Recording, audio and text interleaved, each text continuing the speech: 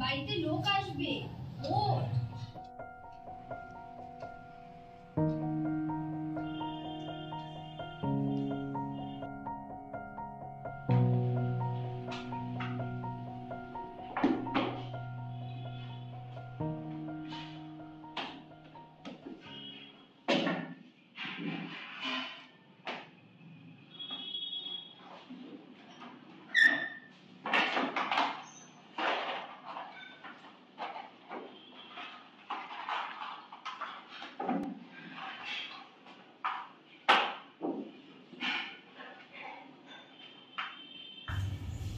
চলো না মেজ দিয়ে আমরা খেয়ে দিই।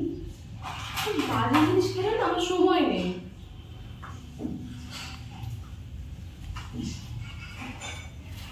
বড়দি তুই তো খেল, দেখছিস তো কাজ করছি, সময় নেই খেলার।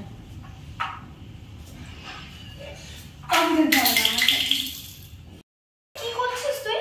আজকে বাড়িতে লোক আসবে, একটু শান্ত থাক।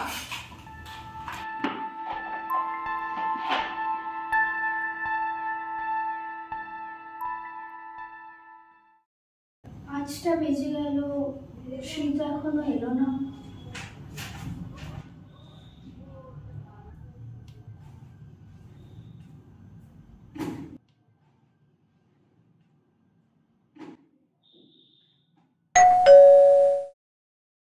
ওই তো মনে হয় চলে এসেছে।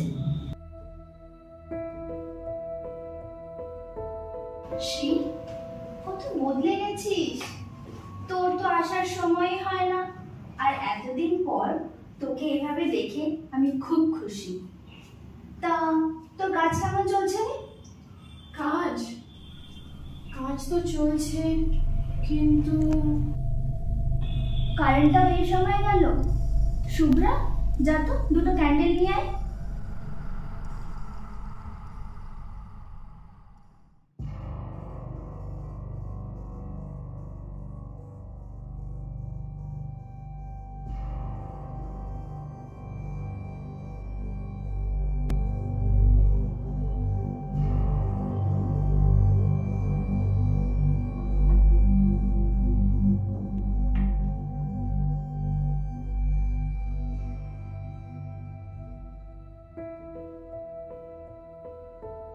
তারপর কিছুদিন ধরে আমি না খুব ডিস্টার্ব। কয়েকদিন আগে একটা প্রজেক্টে কাজ করছিলাম, আর ওখান থেকে একটা অদ্ভুত জিনিস পাই। দাঁড়া, তোদের দেখাচ্ছি।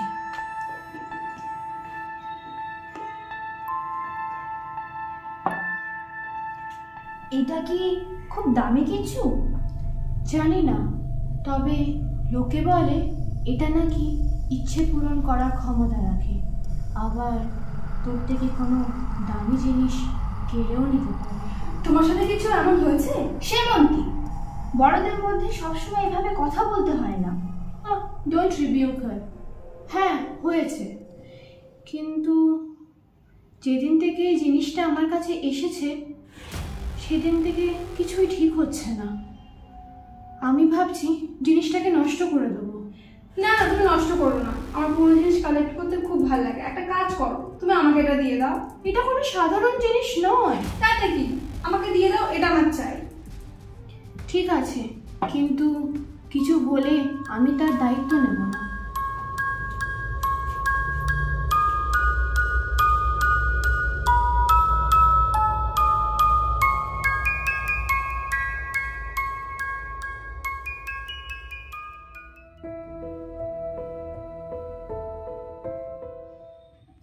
দিদি, কি উইচ চার্জার বলতো?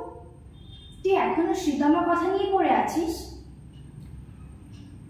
দিদি বল না, এই মুহূর্তে কোন জিনিস আমাদের বেশি প্রয়োজন? বাজে কথা বলিস না তো। হ্যাংলামে কেন করছিস জিনিসটাকে নিয়ে? আমার কথা শোন, শ্রীতমাদি যা যা বলে গেছে তোকে সব ধরে নিয়ে একটা মিথ ছিল, ভুলে যা সব। অনেক রাত হয়েছে, দুজনে এবার একটু ঘুমোতে যা তো। আমার আবার কাল সকালে উঠে অফিসেও যেতে হবে। আমাকে কেউ বিশ্বাস করছে না তো? ঠিক আছে, আমি একটা উইশ চেয়েই দেখি। জানি চাইলেও হয়তো পাবো না, তবু একটা উইশ করাই যায়। আমার 5 লাখ টাকা চাই।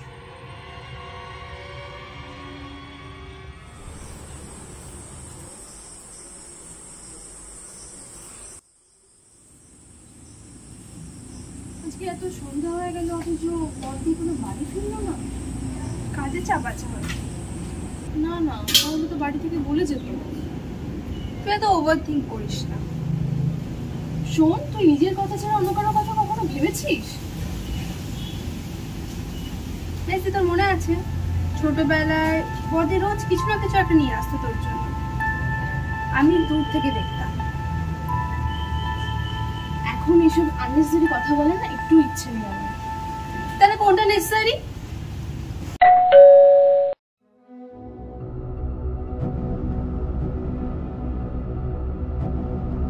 নমস্কার, আমি দার্শন কোম্পানির এক্সিকিউটিভ অফিসার অমনা সেন। আপনি কি শুভ্রা রায়? হ্যাঁ, কেন, কি হয়েছে? আসলে আমরা অনেক দুঃখের সঙ্গে জানাচ্ছি যে কোম্পানিতে আজ একটা ইলেকট্রিক্যাল অ্যাক্সিডেন্টে হৈমন্তী রায় নিহত হয়েছে।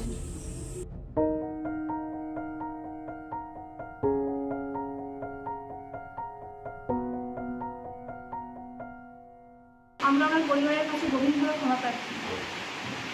দেখুন, আমাদের কোম্পানির পলিসিতে আমরা কারো লাইফের রেসপন্সিবিলিটি নিই না, কিন্তু হৈমন্তী রায়ের নামে একটি লাইফ ইন্স্যুরেন্স করা আছে।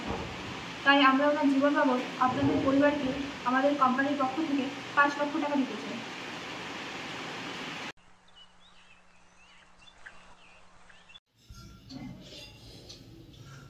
মেসি, তুই কোনো ঘুমোসনি? ঘুম? কি করে ঘুমাবো আমি? চোখ বন্ধ করলে কাকে দেখছি আমি জানিস? আমি শুধু বর্দিকে দেখতে পাচ্ছি। ঘুম আসছে না। তুই এসব এখন বাদ দে, ঘুমিয়ে পড়।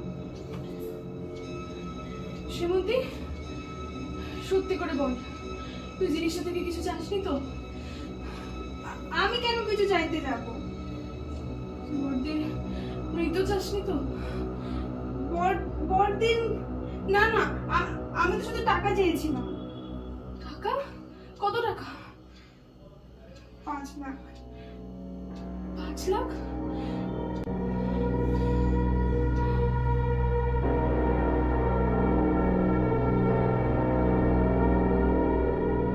সেবন্তী, যা, তুই জিনিসটা আবার নিয়ে আয়। এত কিছুর পরও তুই জিনিসটাকে আবার ভাবছিস? আমি নিয়ে এসছি। না দিন, দিন তুই তুই তুই যাস না দিন। মেসি, দাঁড়া। এখন আমার সময় নেই আর। আমাকে চাইতেই হবে। না মেসি, এভাবে হয় না। তুই যেভাবে 5 লাখ টাকা চেয়েছিলি না, সেভাবে আজ আমি বর্দিকে ফিরে চাইবো। তুই তুই নিজেই এগুলো বিশ্বাস করছিস না, তুই এটা আমাকে দে। আমাকে ছাড়, তুই অনেক ক্ষতি করেছিস। আমি না, এবার আমি বর্দিকে ফিরিয়ে আনবো। তুই ভুল ভাবছিস দিন। তুই জানিস না, আমি চাই আমার মৃত্যুর দিদি যেন ফিরে আসে আমার। তুই একটু শান্ত হ, তুই বস, তুই এখানে প্লিজ বস দি। এটা আমাকে দে, তুই আমাকে দে এটা। বর্দিকে ফিরিয়ে নিয়ে আয়, যেখানে পারিস। বর্দিকে ফিরিয়ে নিয়ে আয়, আমি আর পারছি না।